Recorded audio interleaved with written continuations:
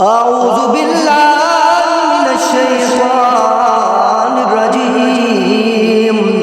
بسم الله الرحمن الرحيم. اللهم صل على سيدنا ومولانا محمد صاحب التاج والمعراج، صاحب التاج والمعراج والبراق والعلم، دافع البلاء والوباء والقحط والمرض والألم. اسمه مكتوب مرفوع مشفوع منقوش في اللوح والقلم. سيد العرب والعجم، جسمه مقدس مطهر منور في البيت والحرم.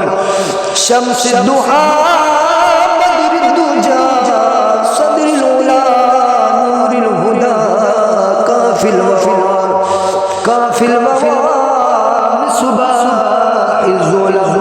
جميل الشيم شفيع الأمم، صاحب الجود والكرم. والله عاصمه وجبريل خادمه، والبراق مركبه والمعراج سفره. وسدرة المنتهى مقامه وقاب قوسين. مطلوبه والمطلوب مقصوده والمقصود موجوده. سيد المرسلين خاتم النبيين، شفيع المذنبين، أنيس الغريبين، رحمة للعالمين، راحة العاشقين،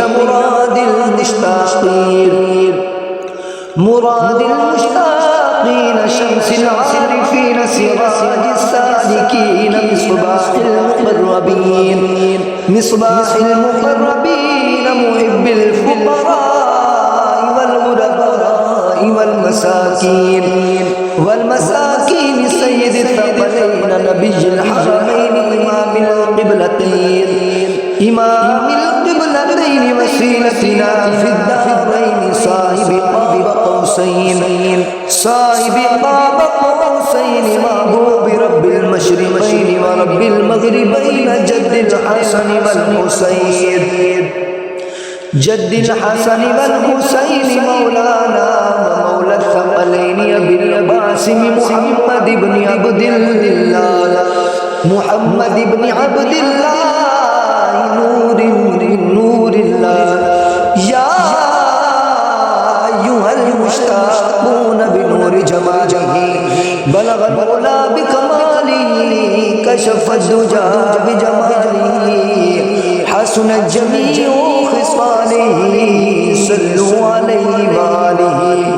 صلوا عليه وآله وأصحابه وسلموا تسليما. آمنت بالله، صدق الله العظيم.